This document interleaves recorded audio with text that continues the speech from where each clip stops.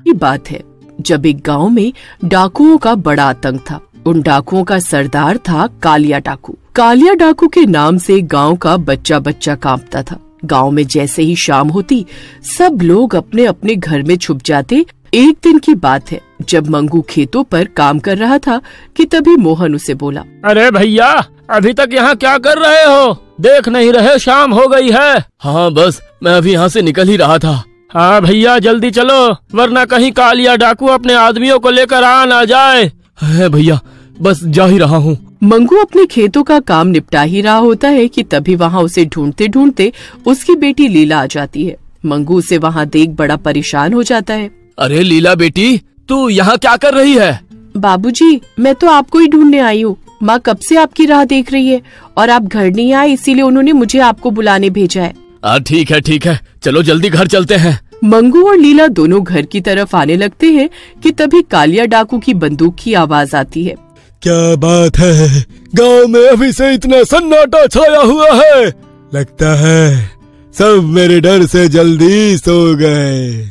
कालिया डाकू की आवाज सुनकर मंगू और लीला की हालत खराब हो जाती है। अरे बेटी जल्दी जल्दी चलो, कालिया डाकू ने हमें देख लिया तो जान से मार डालेगा। मंगू इतना बोलता ही है कि तभी पीछे से आवाज आती है। मंगू और लीला पीछे मुड़कर देखते हैं तो पीछे कालिया डाकू होता है और उसके हाथ में लंबी सी बंदूक होती है। कालिया डाकू की नजरों से आज तक कोई बचा है जो तुम बचोगे? सरदार हमें जाने दो, छोड़ दो हमको। अरे अरे अरे अरे, इतना डर किस बात का है भाई? मैंने अभी कहा तुमको कुछ कहा। कालिया डाकू बात तो मंगू से कर रहा होता है पर उसकी नजर लीला के ऊपर होती है। वो लीला की खूबसूरती सर से पांव तक देख रहा होता है। ए लड़की, नाम क्या है तुम्हारा? ये मेरी बेटी है, इसे जाने दो सरदार। अरे ओ, मैं तुझसे नहीं इस सुंदरी से बात कर रहा हूँ। दूर हटो मुझसे, समझे? अच्छा जी, इतना गुस्सा? आज तक किसी ने इतनी हिम्मत नहीं की जो मुझे ऐसे बोल सके। तुझे तो मैं अभी बताता हूँ। और उसे अपने साथ ले जाने लगता है। बेचारा लीला का बाप हाथ पैर जोड़ता रह जाता है और रोने लगता है, पर कालिया डाकू उसकी एक नहीं सुनता। इधर लीला खुद को छुड़ाने की खूब कोशिश करती है पर कालिया डाकू को उस पर भी तरस नहीं आता। मुझे जाने दो, मुझे मेरे बाबूजी के पास जाने दो। मुझसे गलती हो गई, मैं ऐसे नहीं बोलूंगी अब, मुझे माफ कर दो। मुझे तू एक नजर में भाग गई थी और अब मैं तुझसे ब्याह रचाऊंगा। नहीं, कभी नहीं, ऐसा कभी नहीं हो सकता।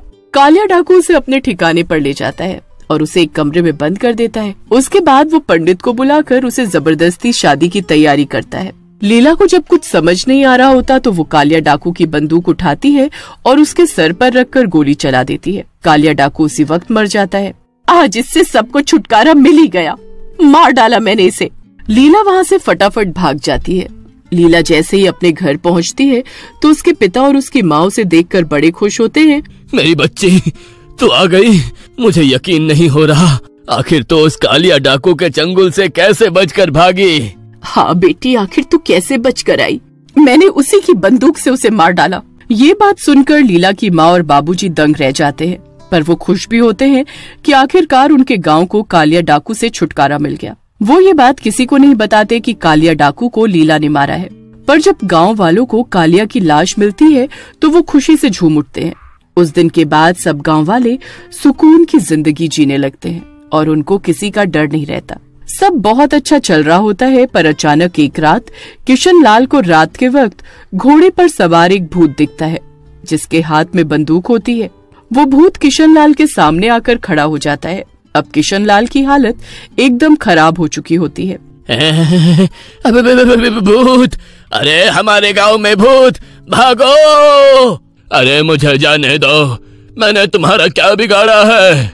कहाँ है वो लड़की जिसने मुझे मारा है? कहाँ है वो? अरे कौन सी लड़की? किसकी बात कर रहे हो? वही जो बहुत सुंदर है। मुझे वो लड़की चाहिए, वरना मैं सबको मार डालूंगा। अरे पर तुम हो कौन?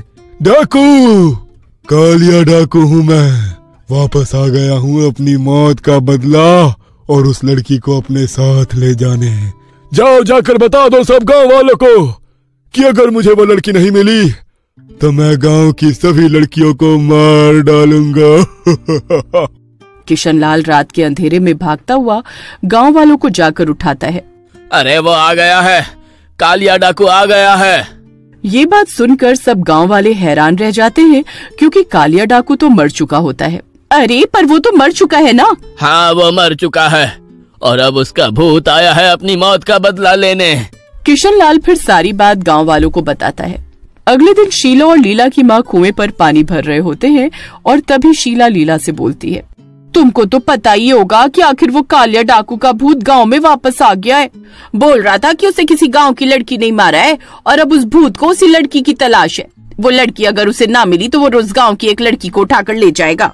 घर जाकर वो सारी बात लीला और उसके बाबूजी को बताती है। हे भगवान, ये क्या हुआ? अब हम क्या करेंगे? अगर गांव वालों को पता चल गया कि उस कालिया डाकू को मैंने मारा है तो वो मुझे उसके भूत के हवाले कर देंगे। मुझे उसके पास नहीं जाना माँ, मुझे बचा लो।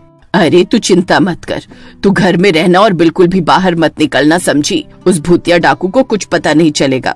अब लीला घर से निकलना एकदम बंद कर देती है और रात को कालिया डाकू का भूत गांव में रह रही कविता नाम की लड़की को उठा लेता है। अरे बचाओ मुझे, अरे कोई मुझे इस भूत से बचाओ। कोई नहीं बचाएगा तुझे। अगर बचाना है तो उस लड़की को मेरे पास लेकर आना होगा। अब रोज रात को उस डाकू का भूत गांव की एक लड़की को उठाकर ले जाने लगता है। बेचारे माँ बाप अपनी आंखों के सामने अपनी बच्चियों को जाते देख रहे होते हैं, पर कुछ कर नहीं पा रहे होते। अरे आखिर है कौन वो लड़की जो हमारी गांव में रहती है और उसने उस डाकू को मारा? अगर वो लड़की उस भूत को नहीं मिली तो वो तो गांव की सभी लड़कियों को ले जाएगा। हमें जल्दी उस लड़की को ढूंढना होगा। एक काम करते हैं, हम गांव की सभी लड़कियों को आज रात इसी पेड़ के पास आने को बोलते हैं। जब आज रात को डाकू का भूत आएगा तो खुद पहचान लेगा। ये सब बात वहीं खड़ी लीला की माँ सुन रही होती है और वो जल्दी से घर जाकर ये बात लीला और उसके बाबूजी को बताती है। लीला ये सुनकर घबरा जाती है। अब रात हो जाती है और सभी लड़कियां पेड़ के पास आकर खड़ी हो जाती हैं, पर लीला वहाँ नहीं आती। वो घर पर ही छुपी हुई होती है। रात को जब उस कालिया डाकू का भूत आता है तो सब लड़कियां घबरा कर कांपने लगती हैं। अरे वाह, आज तो लगता है सभी गांव की लड़कियां आई हुई हैं। मजा आ गया। हाँ, हमने आज गांव की सभी लड़कियों को बुला लिया है। जिस लड़की की तुमको तलाश है वो इसी में कोई है। बताओ कौन है वो? आखिर हमें भी जानना है और उसे तुम ले जाओ अपने साथ। बस बाकी सबको छोड़ दो। ये तो तुम सबने बहुत अच्छा किया। कहाँ है वो लड़की? कहाँ है? वो भूत सब लड़कियों को ध्यान से देखता है, पर उसमें लीला तो होती ही नहीं है और वो गुस्से से लाल हो जाता है। वो लड़की नहीं है यहाँ। कहाँ छुपाया है उसको तुम सबने? अरे हम तो सभी लड़कियों को लेकर आए हैं, हम ऐसा क्यों करेंगे? आखिर कौन है वो लड़की जो आज यहाँ नहीं आई? लीला, लीला नहीं है यहाँ और मैंने उसे बहुत दिनों से नहीं देखा। हाँ सही कहती हो, मैंने भी कब से उसे नहीं देखा। पहले तो रोज नहर पर आती थी। अब पिंकी और शीतल लीला का नाम ले देते हैं और गांव वाले तुरंत लीला के घर जाते हैं। वो लीला को बाहर आने को बोलते हैं, पर वो जाने से इनकार कर देती है और रोने लगती है। मुझे बचा लो माँ, मत करो उसके हवाले। मेरी बेटी को मत लेकर जाओ। वो डाकू इसे उठाकर ले गया था और इससे जबरदस्ती शादी कर रहा था, इसलिए इसने उसे मार डाला। इस लड़की ने खुद को बचाने के लिए उसे मारा, पर अगर हमने इसे उस भूत के हवाले नहीं किया तो वो गांव की सभी लड़कियों को अपने साथ ले जाएगा। ये सुनकर लीला को बाकी लड़कियों के लिए बहुत बुरा लगता है और वो खुद ही उस भूत के पास चल देती है। उसके माँ बाप उसे बहुत रोकते हैं, पर वो किसी की नहीं सुनती। जब वो उस भूतिया डाकू के सामने पहुँचती है तो उसकी खुशी का ठिकाना नहीं होता। मिल गई, मिल गई। आखिरकार मुझे ये मिल ही गई। अब मैं इससे शादी करूंगा। पर उसके लिए तो मेरी जरूरत होगी ना। चलो मैं तुम्हारी अभी शादी करवाता हूँ। भूतिया डाकू इस बात पर राजी हो जाता है, पर पंडित सब गांव वालों के सामने लीला की शादी उस भूत से करवाने लगता है। भूत बड़ा ही खुश होता है, पर उसे इस बात का जरा भी अंदाजा नहीं होता कि उसके साथ क्या होने वाला है। जैसे ही वो भूत अपने हाथ से पंडित की दी हुई सामग्री अग्नि में डालता है, वो उसी में भस्म हो जाता है। मिल गई इसे मुक्ति और हम सबको भी। गांव वाले खुशी से झूम उठते हैं। लीला और उसके माँ बाप भी खुशी से रोने लगते हैं।